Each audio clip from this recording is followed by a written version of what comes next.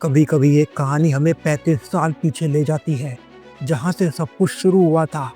Imagine कीजिए, एक बच्चा, उसका भाई और उनके साथ उनका खतरनाक पिता जंगल के बीचों बीच एक एलियन क्रीचर के सामने खड़े हैं। क्रिस स्मिथ यानी हमारा पीस मेकर उस क्रीचर को बचाना चाहता है, लेकिन उसके पिता ऑगी स्मिथ की नज़र में दया की कोई जगह नहीं है। और फिर शुरू होती है वो जर्नी, जहाँ से क्वांटम अनफोल्डिंग चैम्बर यानी क्यूयूसी की एंट्री होती है। लेकिन यही अतीत आज के पीस मेकर को ले जाता है आर्गस की चालों में, आर्गस के बिट्रेल में और उसके सबसे प्यारे साथी ईगली की जान के खतरे तक। तो दोस्तों, पीस मेकर के सीजन 2 के एपिसोड 4 में छुपे हैं वो सारे ट्विस्ट एंड टर्न जो पीस मेकर की जिंदगी को हमेशा के लिए बदलने वाले हैं। और आज हम इसी एपिसोड का सिनेमैटिक ब्रेक डाउन करने वाले हैं। ये super friends, welcome to our channel the superhero universe where legends rights. सबसे पहले तो आपका बहुत बहुत थैंक यू हमारे पिछले ब्रेकडाउन्स को अप्रिशिएट करने के लिए।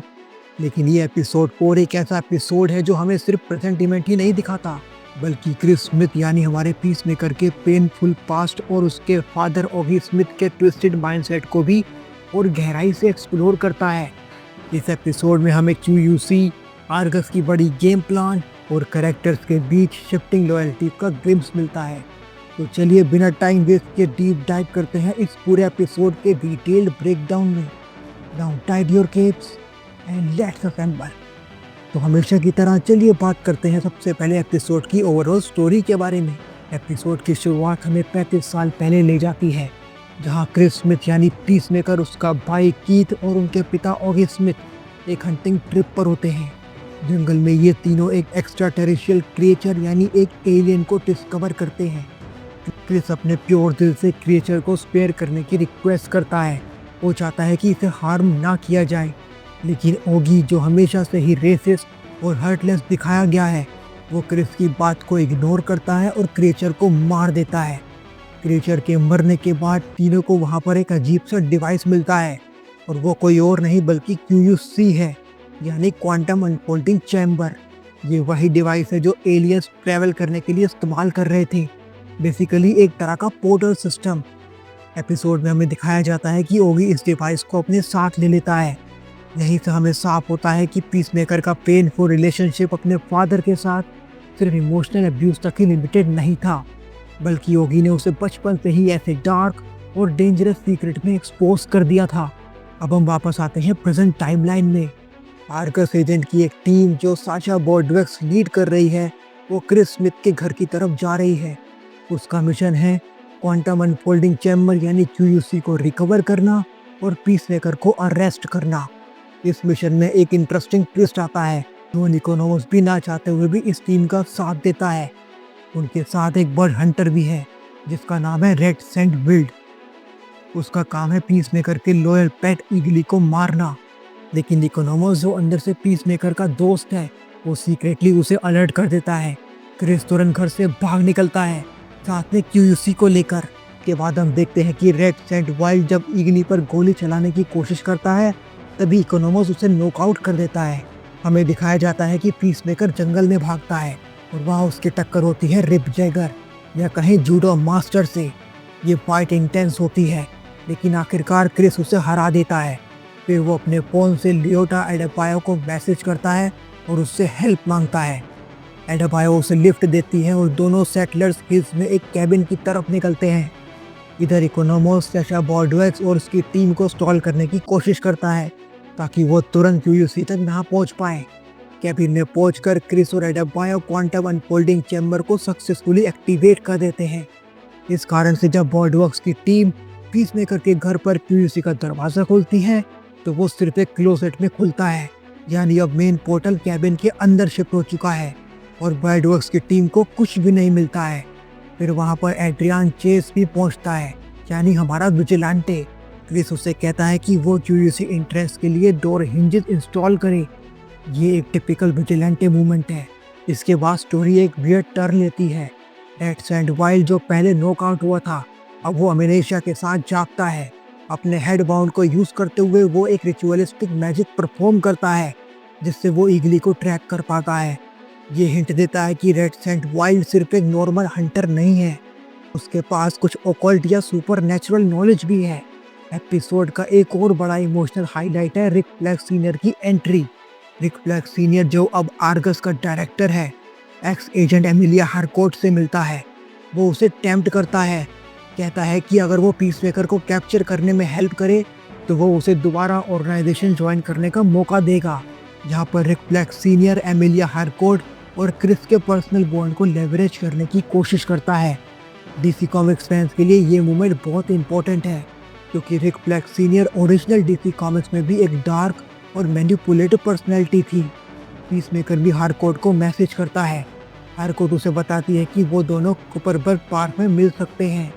क्रिस चेस की कार को लेकर वहाँ से निकल पड़ता है, लेकिन ट्विस्ट ये है कि वहाँ पहले से रिक फ्लैग सीनियर और उसकी पूरी टीम क्रिस का वेट कर रहे हैं। दोस्तों, ये एपिसोड एंड होता है एक क्लासिक क्लिफहैंगर पर।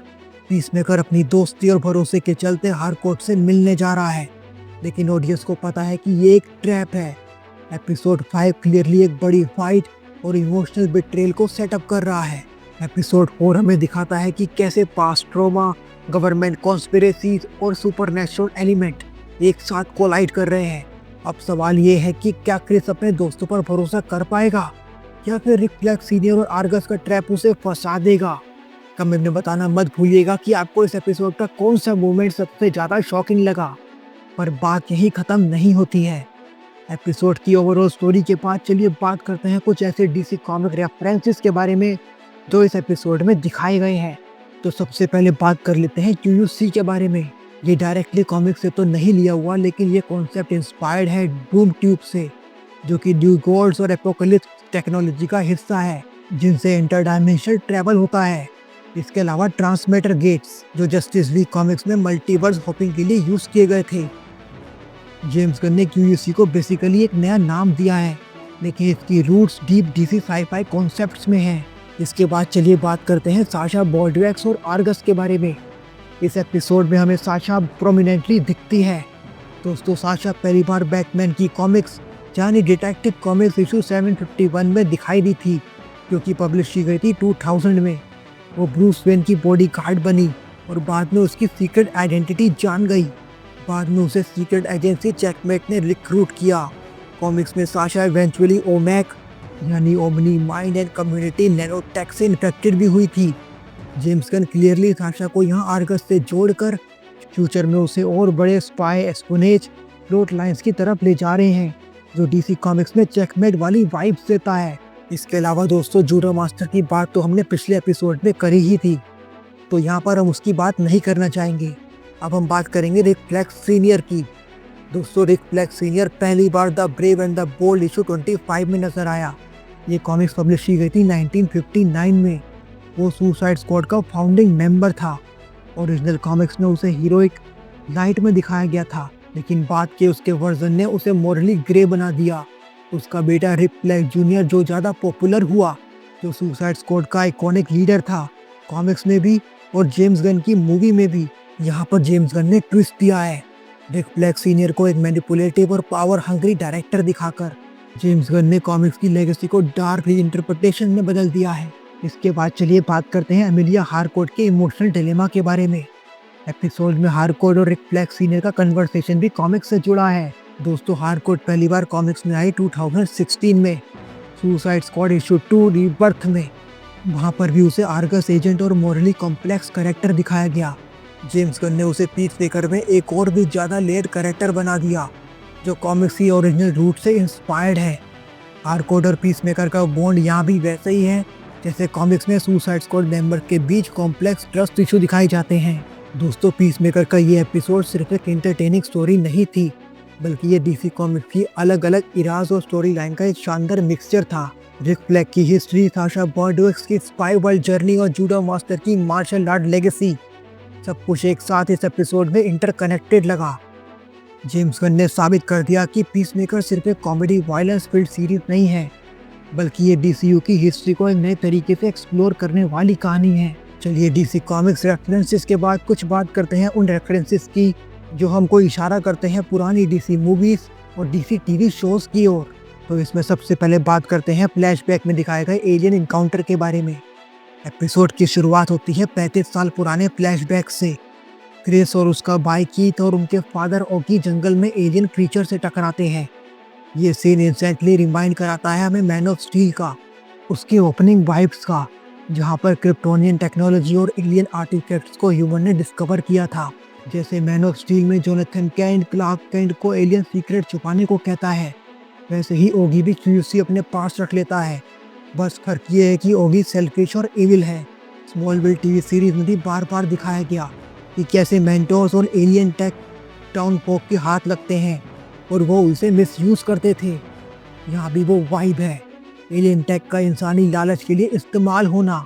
इसके अलावा जब क्रिस और एडेबायो क्यूयूसी को एक्टिवेट करते हैं तो पोर्टल शिफ्ट हो जाता है। क्यूयूसी दोस्तों काफ़ी हद तक जस्टिस लीग के मदर बॉक्स जैसा फील देता है, एक ऐसा एलियन टेक जो इंटरडायमेंशनल ट्रैवल या पोर्टल्स को ओपन करता है। पोर्टल शिफ्टिंग का कॉन्सेप्ट हमें द फ्लैश मूवी की ओर भी इशारा करता है। इसके अलावा डीसी का टीवी शो जो कि था लेजेंड्स ऑफ टुमारो और द फ्लैश, उनमें भी टाइम ट्रैवल और डायमेंशन होपिंग डोर्स इसी तरह से काम करते थे। जेम्स गन ने इसी कॉन्सेप्ट को ग्राउंडेड और क्रीपी टोन में यूज़ किया है। इसके अलावा हम देखते हैं कि साशा बॉर्डरक्स लीड करती है आर्गस की टीम को। आर्गस हमें पहली बार लाइव एक्शन में सुसाइड स्क्वाड मूवी में दिखाया गया, उसके बाद जेम्स गन की डायरेक्ट करी हुई द सुसाइड स्क्वाड मूवी में। अमांडा वॉलर का ये ऑर्गेनाइजेशन हमेशा एलियन टेक और मेटा ह्यूमंस पर नज़र रखता है, ठीक वैसे ही जैसे यहाँ क्यूसी के वो पीछे पड़े हैं। अगर आपने CW का एरो टीवी शो देखा हो तो उसमें भी आर्गस बार बार आया, जहाँ पर लाइला उसकी डायरेक्टर थी। साशा का यहाँ लीड करना एरोवर्स फैन के लिए नॉस्टैल्जिया है। इस एपिसोड में क्रिस की फाइट होती है जंगल में रिप जैकर यानी जूडो मास्टर के साथ। ये फाइट हमें याद दिलाती है बर्ड्स ऑफ प्रे मूवी की, खासकर हंट्रेस और ब्लैक कैनरी के ग्राउंडेड फाइट सीक्वेंसेस की। जूडो मास्टर का colourful yet brutal fighting style James Gunn ने वही टोन दिया जैसा उन्होंने द सुसाइड स्क्वाड में हार्ली क्विन की फाइट कोरियोग्राफी में किया था। जूडो मास्टर की मार्शल आर्ट लेगेसी हमें एरो और टाइटन जैसे टीवी शोज के intense hand to hand combat sequences की याद दिलाती है। इसके अलावा रेड सैंड वाइल्ड अपने हेड बाउंड का यूज करके ऑकल्ट स्टाइल रिचुअल करता है। ये हमें याद दिलाता है कॉन्स्टेंटीन मूवी की, जहाँ पर जॉन कॉन्स्टेंटीन ब्लड और ऑकल्ट रिचुअल से सुपरनेचुरल एंटिटीज को ट्रैक करता था। डीसी मूवीज में सुपरनेचुरल रियली एक्सप्लोर्ड हुआ है, लेकिन ये sequence clearly justice league dark vibes देता है। इसके अलावा कॉन्स्टेंटीन टीवी शोज और स्वाम थिंग सीरीज में भी ऐसे डार्क रिचुअल और मैजिक बेस्ड ट्रैकिंग बार बार दिखाए गए हैं। जेम्स गन शायद फ्यूचर में DCU के सुपरनेचुरल वर्ल्ड को टीज कर रहे हैं। तो दोस्तों ये था पीसमेकर के सीजन 2 का एपिसोड 4, एक ऐसा एपिसोड जिसने हमें पीसमेकर की अतीत की झलक दिखाई और उसके प्रेजेंट को और भी मुश्किल बना दिया। चाइल्डहुड ट्रॉमा, आर्गस की चालें, रेड सैंड वाइल्ड का अजीबोगरीब मैजिक और रिक फ्लैग सीनियर का एमिलिया हारकोर्ट को मैनिपुलेट करना, सब मिलकर इस स्टोरी को और भी खतरनाक बना रहे हैं। अब सवाल ये है, क्या पीसमेकर अपने अतीत के बोझ से निकल पाएगा? क्या हारकोर्ट सच में उसे बचा पाएगी या फिर ये एक ट्रैप है और वो फंसवा देगी पीसमेकर को आर्गस के जंगल में? और सबसे बड़ा सवाल, क्यूसी का असली रहस्य आखिर है क्या? इन सब का जवाब मिलेगा हमको आगे आने वाले एपिसोड में। लेकिन फिलहाल आपको ये ब्रेकडाउन कैसा लगा हमको कमेंट्स में ज़रूर बताइएगा। अगर आपको ये वीडियो पसंद आया हो तो इसे लाइक ज़रूर कीजिएगा और बेल आइकन दबाकर सब्सक्राइब कर लीजिएगा हमारे channel the superhero universe को। हम मिलेंगे आपसे किसी और सुपर हीरो वीडियो में, तब तक के लिए stay in the crew, we will get you all DC and MCU। Thank you very much, take care of yourself, thank you. और हाँ, हमेशा खुश रहिए।